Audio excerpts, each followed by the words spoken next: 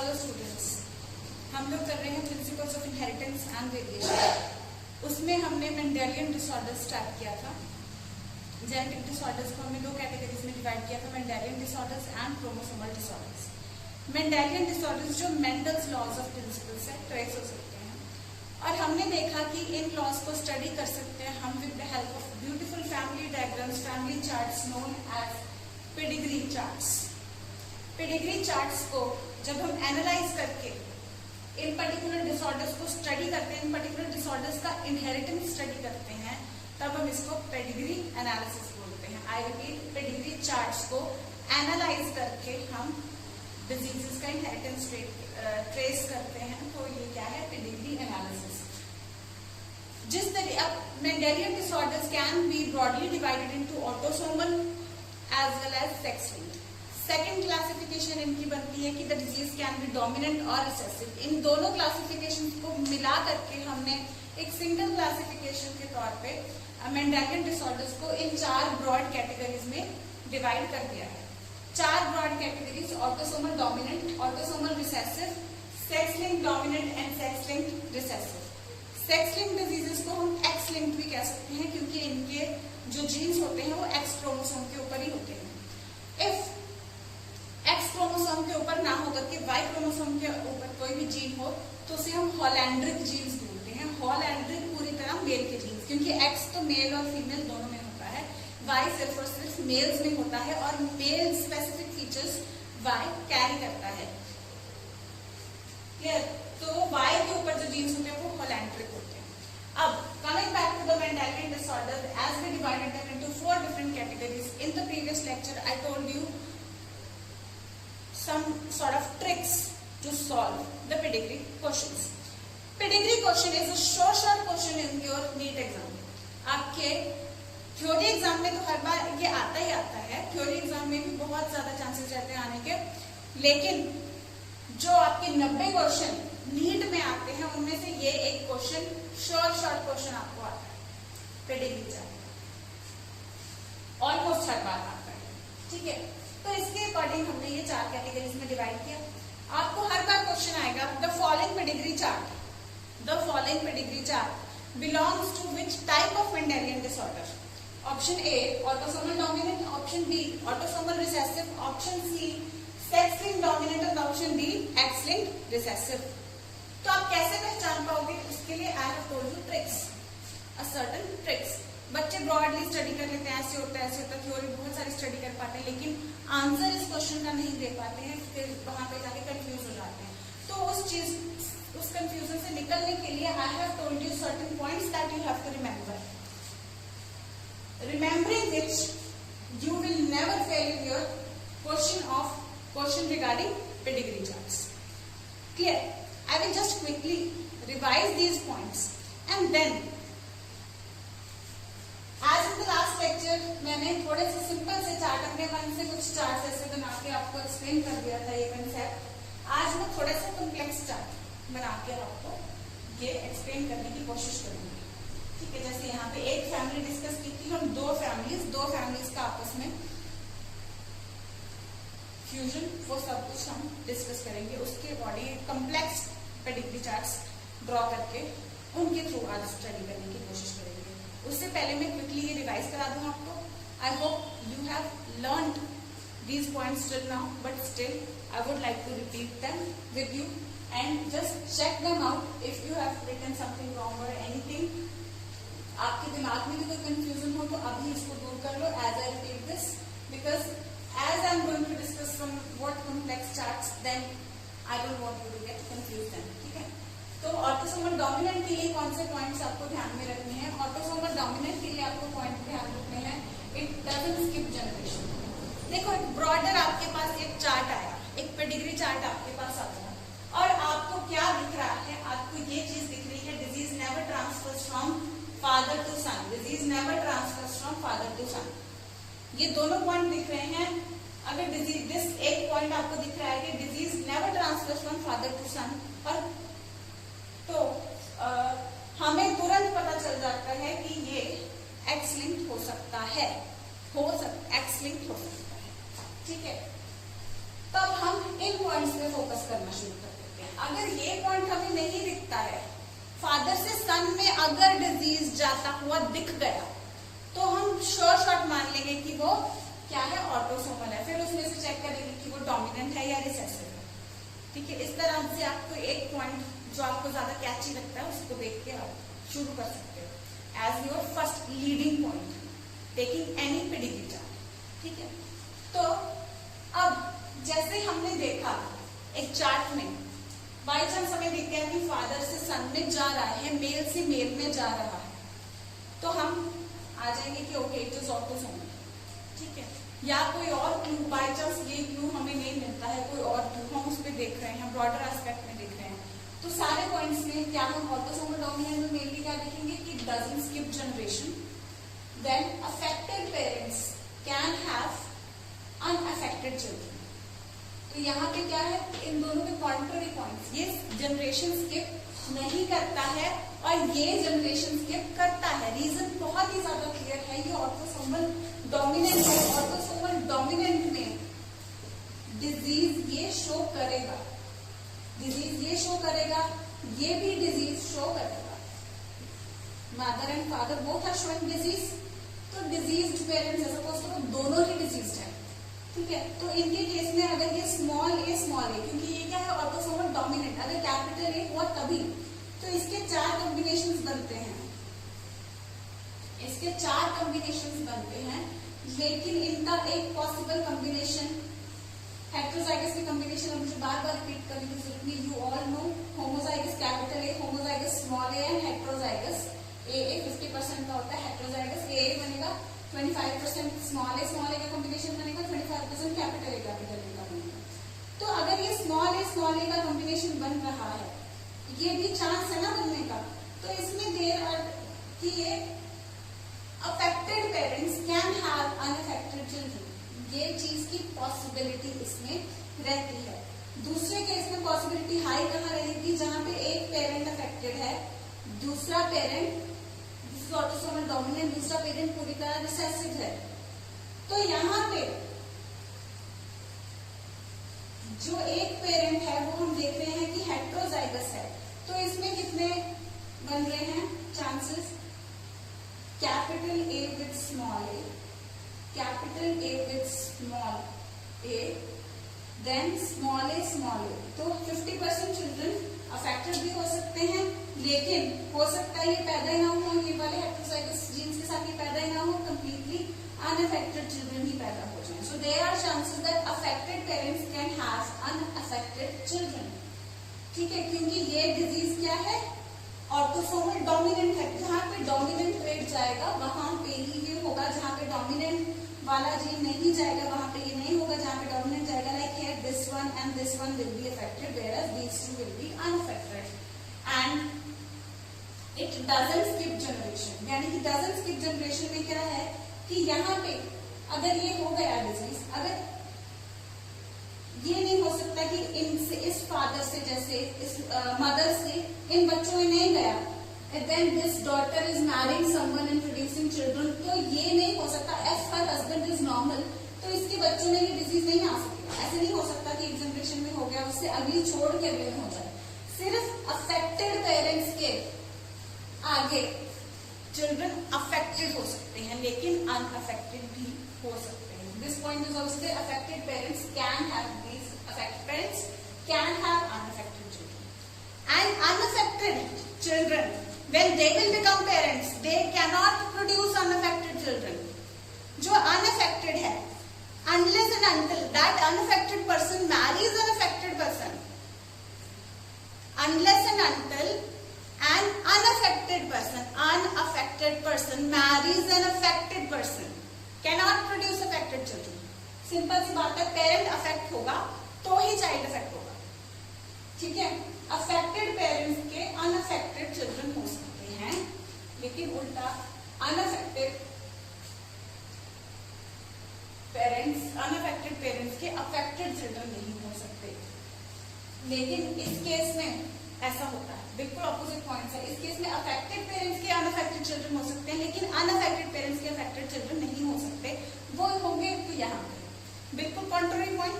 यहाँ पे generation skip नहीं करते हैं, यहाँ पे करते हैं। यहाँ पे पेरेंट्स, अफेक्टेड पेरेंट्स के अनअफेक्टेड चिल्ड्रन, यहाँ पे जनरेशन स्किप हो रही है और अनअफेक्टेड पेरेंट्स के अफेक्टेड चिल्ड्रन, ठीक है। अनअफेक्टेड पेरेंट्स के अफेक्टेड चिल्ड्रन हो सकते हैं क्योंकि ये रिसेसिव है, बहुत कम चांस होगा, ठीक है। अफेक्टेड हो सकते हैं, यहाँ पे जनरेशन स्किप हो सकती है, यहाँ पे जनरेशन स्किप नहीं होगी।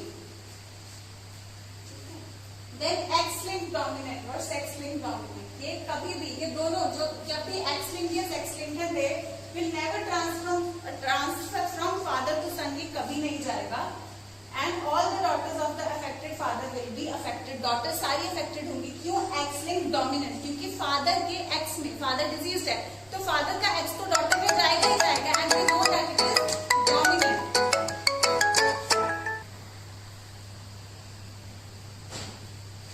And we know that it is dominant. Father का एक एक्स भी अगर जाएगा ही जाएगा तो वो एग्जिबिट करेगा कैरेक्टर को, ठीक है। देन X-linked recessive, ये चीज तो सेम है दोनों में, the disease will never transfer from father to son. Then in X-linked recessive there is more probability of males to be affected than females. ज्यादातर males, जितने भी all over the world अगर हम देखें तो there are more male patients with these diseases as compared to females. The reason is they are X-linked recessive. Female में ये disease तभी होगा अगर दोनों X में ये प्रेजेंट हो, which is a rare chance. लेकिन मेल में क्योंकि एक ही एक्स जाना है तो अगर वो ही अफेक्टेड चला गया तो उसे वाई जाना है, एंड एक एक्स जो होता है वो है वाई के ऊपर हमेशा हावी होता ही होता है। तो मेल्स में एक एक्स भी अगर अफेक्टेड चला गया तो डिजीज दिख जाएगा, और फीमेल्स में ऐसा नहीं होगा। Then disease tend to transfer from criss cross inheritance is seen here. Disease tends to transfer from mother to son and from father to daughter, ठीक है। तो इस तरीके से male to female to male and female to male to female, opposite sexes में ये जाता है, जिसे हम क्रिस क्रॉस इनहेरिटेंस बोलते हैं। आई told you about one pedigree over here, ठीक है।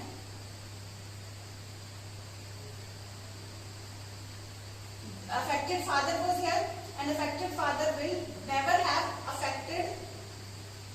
affected father will never transfer the disease to the son, and यहां से एक एक्स, देखो सन में तो एक्स नहीं गया तो सन इफेक्ट नहीं हुआ, लेकिन डॉटर्स में गया, बट इट इज रिसेसिव, जो डॉटर्स में एक नॉर्मल एक्स मदर से आ गया। यहाँ पे मैंने आपको एक पेडिग्री सॉल्व करने के लिए कहा था, XY यानी कि डिजीज्ड मैन मैरिंग अ कैरियर फीमेल, ये डिजीज है मैरिंग अ कैरियर फीमेल।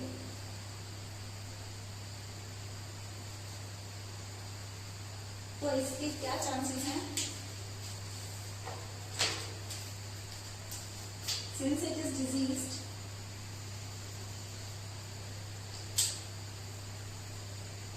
ये रिसेसिव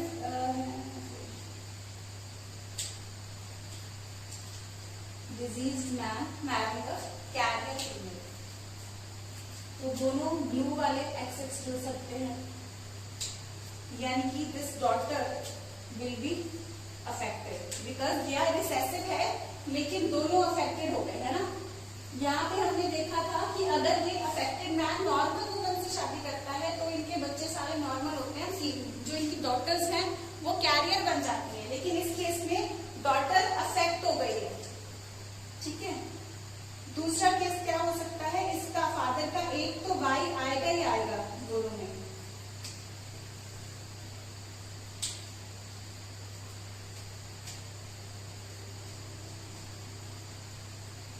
फादर का एक एक्स इधर चला गया, सॉरी फादर का एक्स आएगा और एक नॉर्मल, तो ये कैरियर हो गई।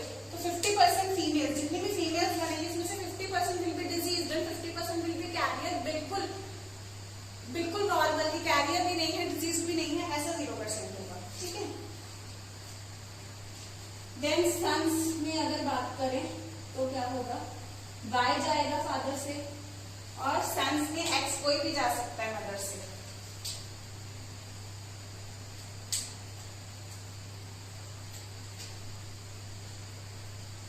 तो हम देख रहे हैं कि 50% sons extremely normal and 50% sons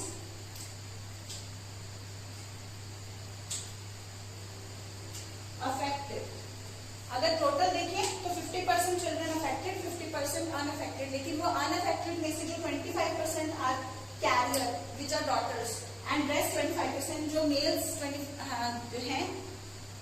total children में से 25% हम बिल्कुल कह सकते हैं कि नॉर्मल है, लेकिन अगर सन्स में कहें तो 50% सन्स नॉर्मल। आपको देखना होगा कि टोटल चिल्ड्रन का परसेंटेज पूछा जा रहा है कि सन्स का परसेंटेज पूछा जा रहा है या डॉटर्स का परसेंटेज पूछा जा रहा है। You have to be very clear while solving the graph.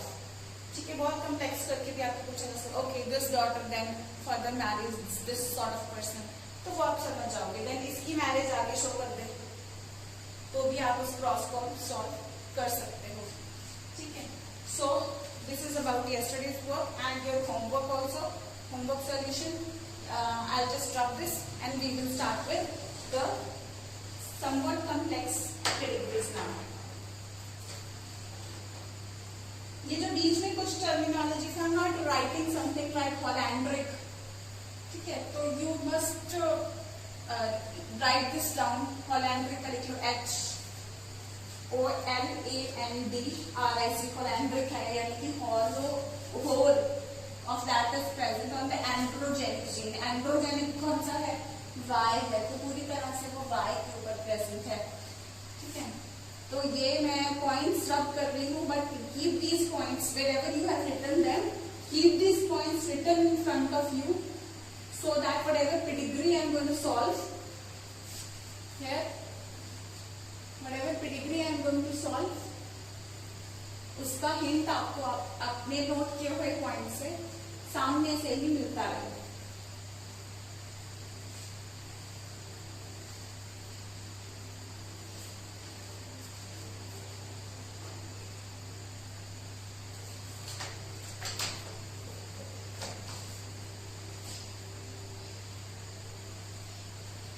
Autosomal dominant का एक चार्ट बना रही हूँ।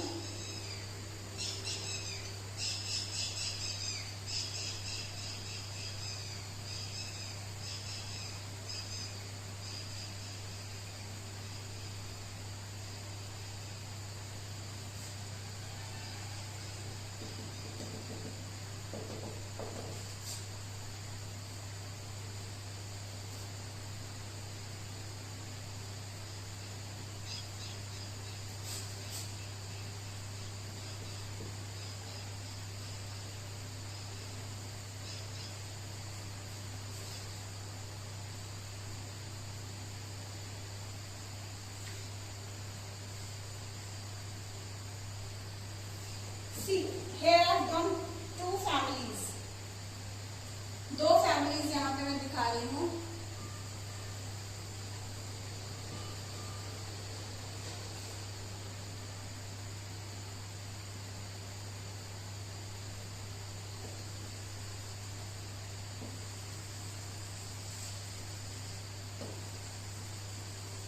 हमने एक पॉइंट देखा था, it doesn't skip generations. And affected parents can have unaffected children. Can have, affected भी हो सकते हैं, unaffected भी हो सकते हैं. Can have unaffected children. ठीक है, अब इन दोनों कपल्स में डिजीज है, इसमें डिजीज है, इसमें एक पेरेंट में डिजीज है, ये दो अलग अलग फैमिलीज हैं। अब इन दोनों अलग अलग फैमिलीज में यहाँ पे जाके क्या होगा कि इनके इन दो बच्चों की मैरिज हो जाती है। ठीक है, इनके इन दो बच्चों की मैरिज हो जाती है एंड आगे प्रोजेनी प्रोड्यूस होते हैं। तो यहाँ पे हमने एक ट्विस्ट क्या पैदा कर दिया, हम लोग अभी इंडिविजुअल फैमिलीज शो कर रहे थे, लेकिन यहाँ पे हमने दोनों फैमिलीज का आपस में कनेक्शन शो कर दिया। ये अलग पेडिग्री, अलग फैमिली का पेडिग्री चार्ट था और ये अलग फैमिली का पेडिग्री था। हमने शो कर दिया कि इन दोनों फैमिलीज में अभी क्या होगी, मैरिज शो कर दी। ठीक है, progeny, their progeny and their progeny, they both married each other. But यहाँ पे एक चांस था कि their progeny they can have unaffected children and by chance इनके जिन बच्चों की मैरिज हुई है both of them are unaffected children of the affected parents and I tell you to guess the disease in a child. क्या होगा?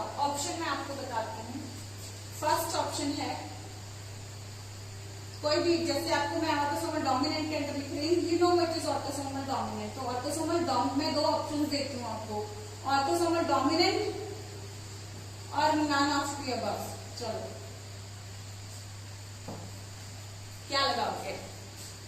Remember I told you that affected parents, दो points बोले थे, affected parents can have unaffected children, हो गए। But मैंने उल्टा भी बता दिया था कि उल्टा नहीं हो सकता। प्लस ये चीज उल्टा नहीं याद रहता वो पॉइंट, तो ये याद रहता। दोनों पॉइंट्स जो लिखे थे बोर्ड पे वो ये थे, affected parents can have unaffected children, वो ये है। But the disease does not skip generation. Then I am here asking which disease occurs here, तो क्या वो यहाँ पे सेम डिजीज जाएगा? डज द डिजीज अकर है? क्वेश्चन अगर आ गया डज द डिजीज अकर है, यस और नो। यहाँ पे इस जनरेशन में अगर डिजीज नहीं है, अगर ये ऑटोसोमल डोमिनेंट डिजीज है, तो ये इस जनरेशन में नहीं हो सकता, because autosomal dominant does not skip generations. Autosomal dominant does not skip generation, so A will not be affected, A will be normal because it does not skip generation, whereas we know that parents here are not affected. बच्चे तभी affect हो सकते हैं अगर parents affected हैं, लेकिन parents affected हैं तो बच्चे अनअफेक्टेड।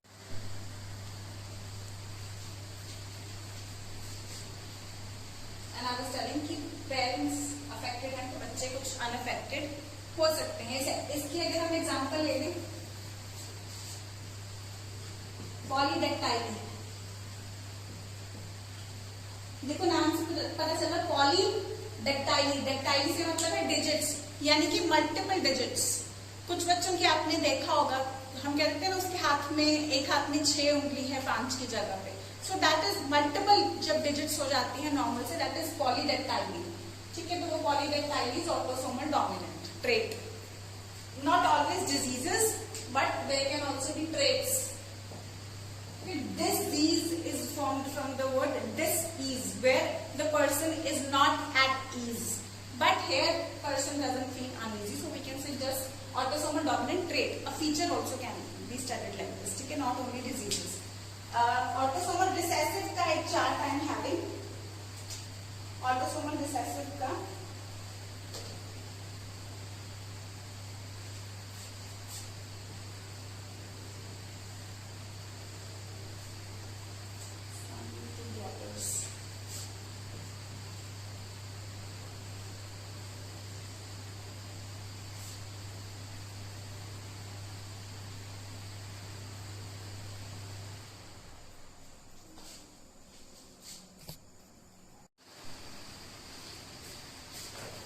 बच्चे थोड़ा आपको कट हो रहा महसूस हो रहा होगा शायद लेक्चर आज, बिकॉज लाइट की थोड़ी प्रॉब्लम चल रही है आज यहाँ पे। तो जस्ट हम सेकंड चार्ट जो यहाँ पे बना रहे थे, this as affected and I will just this person married and affected woman and producing, ये अलग है इससे ना, ध्यान रखना। Producing affected man, unaffected. This one.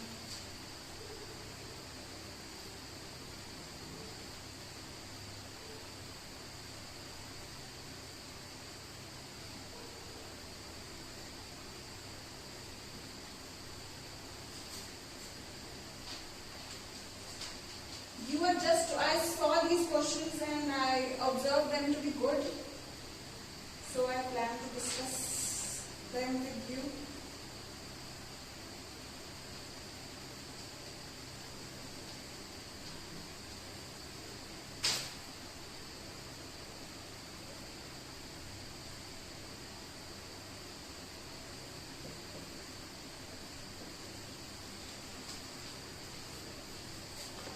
तो ये चार्ट है, इस पे डिग्री चार्ट में देखो आपको गैस करना है कि ये तीनों में से कौन सा है। तो आप कैसे गैस करोगे? What were the properties that you discussed? सोच के देखो।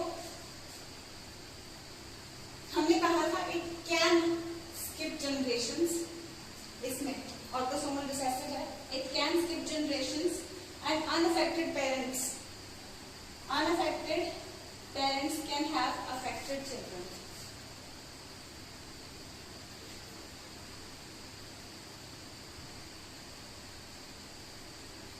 क्या ये इसमें सेट बैठता है?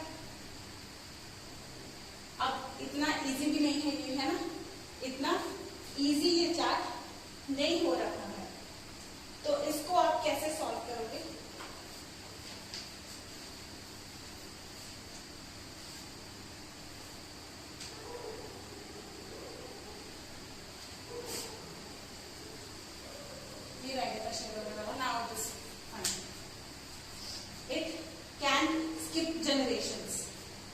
हम अलग अलग पार्ट्स ऑब्जर्व करके देख सकते हैं, ये पार्ट ऑब्जर्व कर लिया, ये कर लिया, ये इधर ऑब्जर्व कर लिया, यहाँ पे स्किप जनरेशन हो रही है, इट कैन स्किप, ये मस्ट नहीं है, इट विल स्किप। यहाँ पे क्या हो रहा है हम देख रहे हैं, इसमें नहीं है, इसमें है और इसमें भी है, जनरेशन स्किप नहीं हो रही है, तो जनरेशन स्किप नहीं हो रही है। और अगर हम इसके फीचर्स देखेंगे डज नॉट स्किप जनरेशन, तो फिर हम देखते हैं कि ठीक है यहाँ पे जनरेशन स्किप नहीं हो रही है, लेकिन यहाँ पे जनरेशन स्किप हो रही है, तो क्या कह सकते हैं? फिर आगे चलते हैं, पहले इन दोनों को चेक कर लेते हैं, दोनों में कंफ्यूज हो रहे हैं, इन दोनों को चेक कर लेते हैं।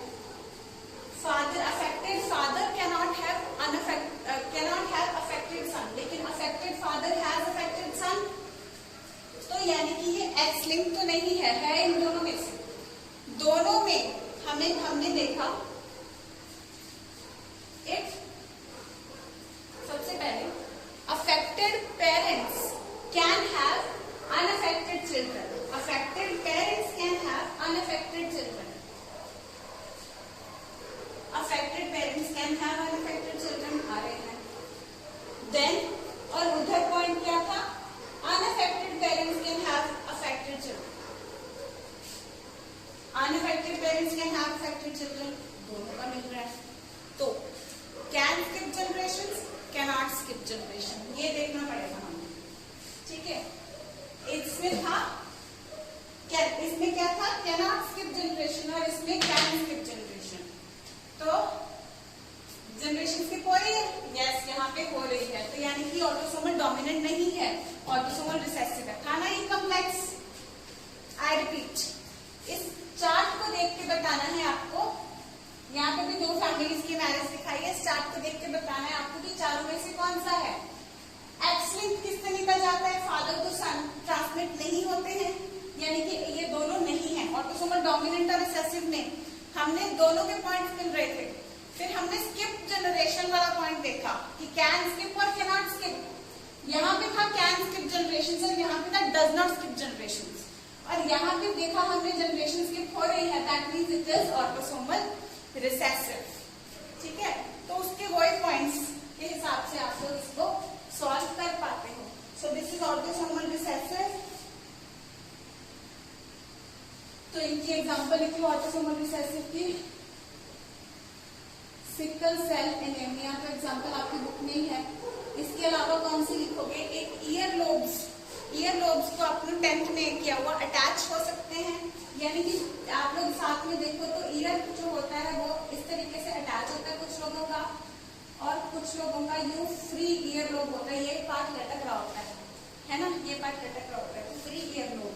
तो ये अटैच्ड लोब जो है, अटैच्ड ईयर लोब, ये ट्रेट जो है, देखो ये डिजीज नहीं है, ये ट्रेट है, तो हमेशा डिजीजेस की हम बात नहीं करेंगे, ट्रेट की भी बात करेंगे। तो अटैच्ड ईयर लोब भी इसका एक ऑटोसोमल रिसेसिव ट्रेट ही है, ठीक है, और कुछ हद तक एल्बिनिज्म में भी ये आ जाता है। चलो आप ये दोनों कर लो, अटैच्ड ईयर लोब एक एक्स्ट्रा एग्जांपल आपको मैंने बता दिया। अब हम थर्ड एक चार्ट करेंगे,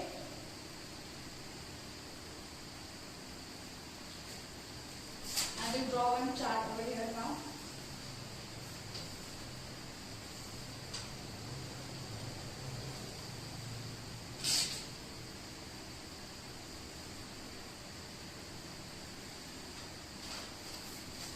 So this couple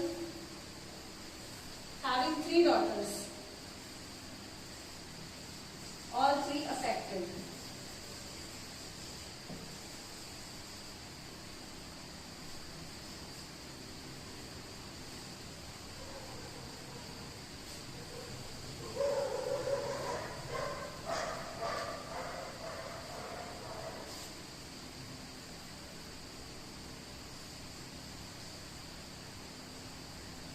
This daughter marrying a man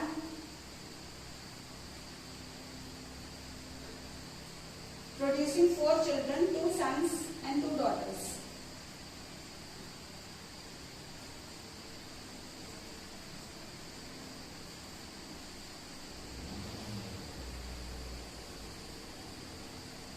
One son is affected and 1 daughter is affected. Then this affected daughter marries a normal man. Again she produces 2 children, 2 daughters, both of which are affected.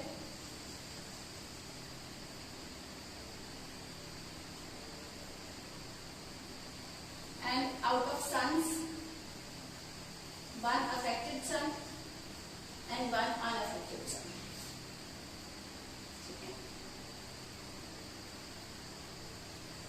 This is for one family. इधर एक family बन गई. अभी हम इसकी दूसरी daughter की family show करते हैं. This daughter also marriage a normal man. देखो चिल्ड्रन की हर टाइम पे प्रोबेबिलिटी सेम होती है. Every time a child is form there is 50% chance for the child to be positive and for the child to be male and 50% chance for the child to be female. तो similarly वो segregation की जो probability है वो हर time same होने वाली है. तो इस टाइम पे when this daughter is married a normal man, see here when the disease daughter married a normal man, it produced 4 children. Now it has produced, this daughter has produced 3 children. And when this her affected son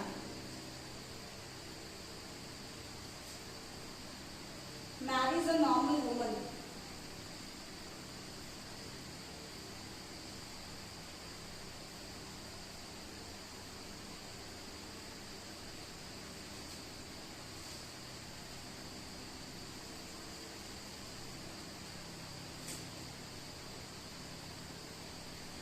guess which disease is this?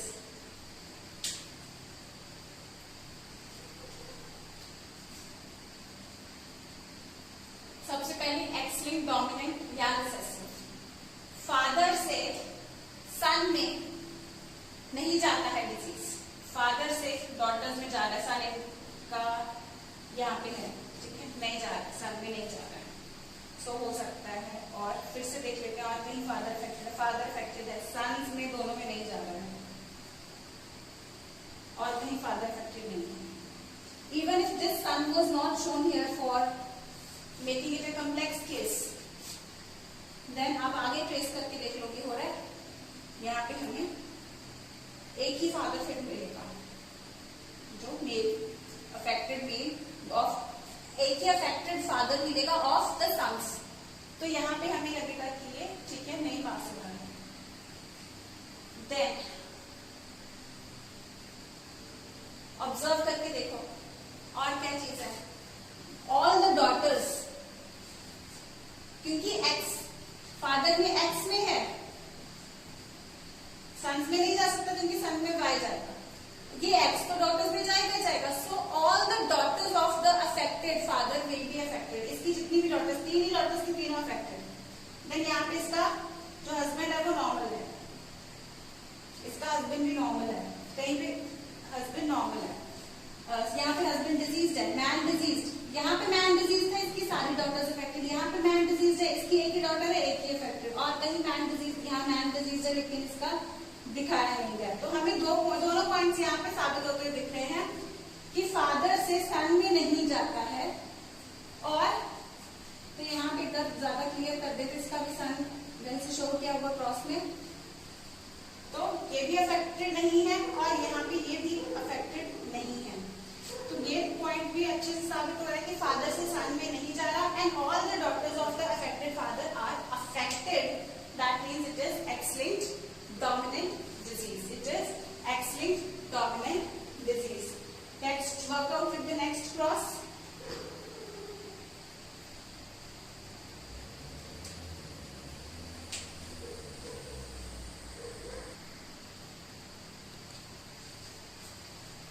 Next chart, अच्छा इसकी example कर लें आप।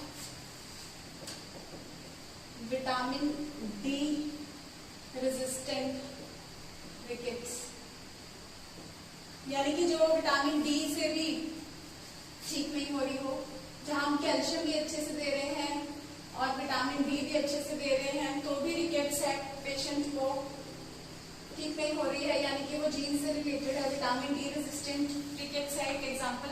ये भी आपके NCERT में नहीं है, ये भी आप लिख सकते हैं कि विटामिन डी और कैल्शियम लेने के बाद भी ये रिकेट्स जो होती है ठीक नहीं हो रही है, दैट मीन्स ये उसके जीन्स में है। ठीक है, तो यहाँ पे आप देख रहे हो कि मैं कॉम्प्लेक्स प्रोसेस थोड़े से आपको करा रही हूँ जो इन ट्रिक्स से बहुत अच्छे से सॉल्व हो रहे हैं। देन एक्स-लिंक्ड रिसेसिव, एक last chart.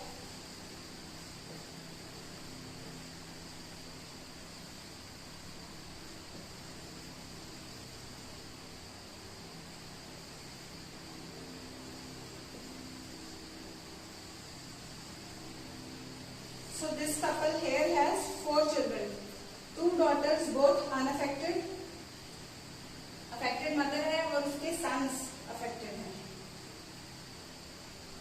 and this normal daughter married a normal man.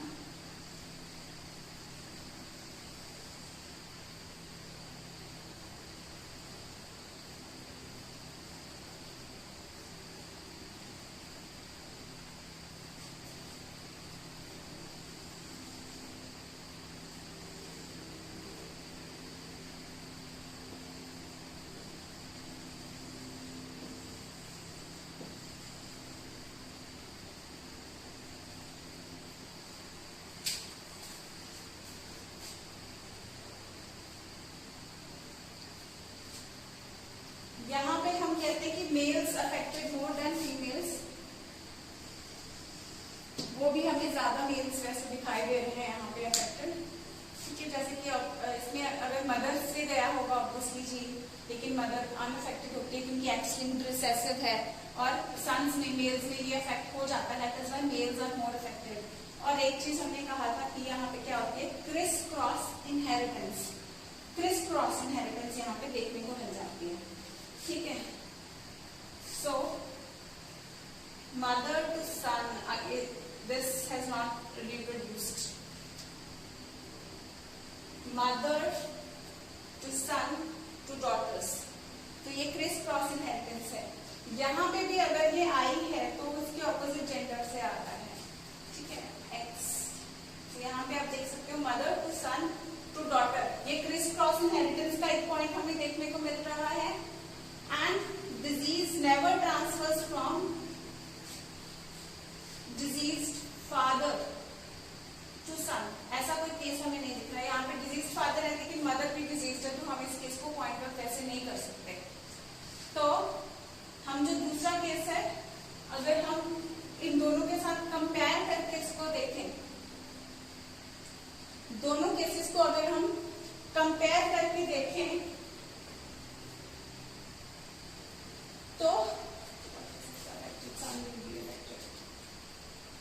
तो हमें यहाँ पे हम क्या कर सकते हैं, सॉल्व करके भी इस पेडिग्री को देख सकते हैं कि एक्स-लिंक्ड रिसेसिव है, दिस इज एक्स-लिंक्ड रिसेसिव है, तो यानी कि इसके दोनों एक्स पे ये होगा। ठीक है, अगर डोमिनेंट लेके चलो आप सॉल्व करके देख लो इसको, मेन हम इसको इसी पॉइंट से क्रिस क्रॉस इनहेरिटेंस से, वैसे तो जो पॉइंट है वो ज्यादा एक्स-लिंक्ड रिसेसिव में हमें एग्जिबिट होता है, तो वो इसमें दिख रहा है, mother to son to daughter. यहाँ क्रिस क्रॉस इनहेरिटेंस के बेस पे हम एक्स-लिंक्ड रिसेसिव टिक कर सकते हैं, लेकिन फिर भी ऐसे केस में हमारे दिमाग में अगर क्वेश्चन आ जाए कि नहीं मुझे थोड़ा डाउट लग रहा है, तो आप अगर इनको और इनको कंपेयर करके देखोगे तो आपको ये क्लियर है कि ये एक्स-लिंक्ड है, तो आप इनको दोनों क्रॉसेस को सॉर्ट आउट करके देख सकते हैं, क्योंकि क्रिस क्रॉस है तो हमें ज्यादा चांसेस फिर भी इधर ही लगेगा, तो हम अगर टाइम कम है तो हम डायरेक्टली एक्स-लिंक्ड रिसेसिव, और पेपर खत्म होने के बाद स्टिल दिमाग में चल रहा है कि अगर गलत हो गया मेरा, ठीक है, तो हम उसको जरा चेक कर सकते हैं। कैसे चेक कर सकते हैं, इसको सॉल्व करके देखेंगे। एक्स यानी कि ये मदर होमोजाइगस होनी चाहिए इसके लिए, ठीक है, क्योंकि ये रिसेसिव है, मदर होमोजाइगस होनी चाहिए। अगर फादर नॉर्मल भी है तो रिसेसिव है, तो ये एक इसके सारे सन्स अफेक्टेड हैं। यहाँ पे आप देखोगे इसके सारे सन्स अफेक्टेड हैं, जितने भी इसके सन्स हैं अफेक्टेड मदर के सारे सन्स अफेक्टेड होते हैं। Note this one point also in X-linked recessive, all the sons of affected mother are affected. ये एक पॉइंट है जो आपको बाकी बच्चों की प्रॉब्लम सॉल्व करने में मदद करेगा। All sons of an affected mother, carrier नहीं, अफेक्टेड मदर, यानी कि विद डिजीज होगी जो mother, all sons of an affected mother will be affected. Why? क्योंकि ये मदर अफेक्टेड है, क्योंकि इसके दोनों एक्स डिसऑर्डर वाले हैं, तो ये एक्स तो सन्स में जाएगा ही जाएगा, और एक्स तो बेशक रिसेसिव हो तो भी वो डोमिनेंट होगा किसमें? मेल्स में। तो ये वाला एक पॉइंट नोट कर लीजिए, all sons of an affected mother will be affected. तो अफेक्टेड मदर है तो सन्स अफेक्टेड है, अफेक्टेड मदर क्या है, लेकिन यहाँ पे फादर भी अफेक्टेड है। ये मदर तो कैरियर हो सकती है ना, हमें पता नहीं है, कैरियर ही होगी, that is why it is fair, ठीक है। इस मदर में गे रहा होगा, देखो एक एक्स अपनी मदर से और एक एक्स फादर से। ऐसे केस में सारी डॉटर्स नॉर्मल होंगी, क्योंकि सभी डॉटर्स का यही होगा, एक एक्स फादर से और एक मदर से, और ये डिजीज रिसेसिव है तो शो नहीं किया इनने, लेकिन ये एक्स इस सन में चला गया, तो इस केस में प्रॉपर इन्होंने प्रॉपर डिस्ट्रीब्यूशन ये दिखाया हुआ है, प्रोबेबिलिटी डिस्ट्रीब्यूशन शो किया हुआ है।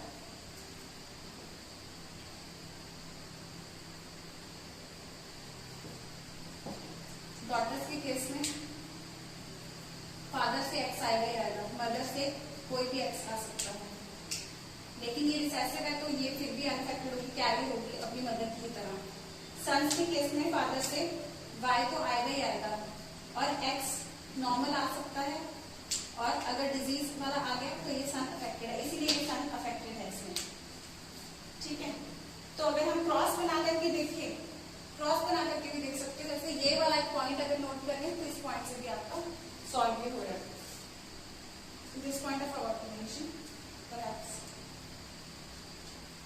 देन अफेक्टेड सन अफेक्टेड है, देन सन में भी क्या हुआ होगा, बाय फादर का,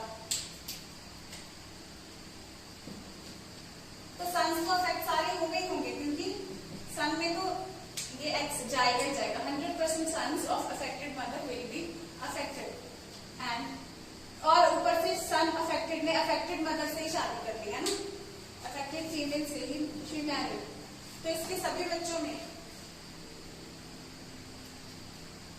यहाँ पे सिर्फ वाई है जो वैसे नॉर्मल है, सारे जितने भी इनके पास एक्स जाने हैं वो क्या है, अफेक्टेड ही जाएंगे, सारे बच्चे इसके अफेक्टेड हैं। तो ये बिल्कुल टिपिकल, हम क्रोमोसोम्स भी हमने अरेंज करके देख ली, तो X-linked रिसेसिव पे इसका कंप्लीट सेट बैठ रहा है, हमने इसको वेरीफाई भी कर लिया। दिस पॉइंट नोट कर लें, ये पॉइंट भी, तो इसके आप सारे, तो फाइनली हमारे पास कम्प्लेक्स से कम्प्लेक्स चार्ट, कम्प्लेक्स से कम्प्लेक्स पेडिग्री भी सॉल्व कर सकते हैं हम इन सारे गिवन पॉइंट से, ठीक है, इन सारे गिवन पॉइंट से। जहां पे मदर अफेक्टेड है, पूरी तरह से अफेक्टेड है, ऐसे केसेस वैसे कम डालते हैं, लेकिन अगर आ गया तो उसके सारे सन्स अफेक्टेड होंगे। तो अभी हमने सारे केसेस डिस्कस कर लिए, एंड उनके कम्प्लेक्स से कम्प्लेक्स केसेस भी हम लोग डिस्कस कर चुके हैं। सो विद दिस पेडिग्री का हम काफी हद तक कंसेप्ट क्लियर कर चुके हैं। आपके पास जो भी क्वेश्चंस है उनको सॉल्व करके देखें with all the points that I have given you. दो पॉइंट्स अभी के लिए, इसके लिए 3 पॉइंट है, X-linked रिसेसिव के लिए सॉल्व कीजिए इन सारे पॉइंट्स के साथ, and just enjoy solving pedigree rather than taking it as challenge. I hope you will really enjoy solving pedigree from now on. All the best.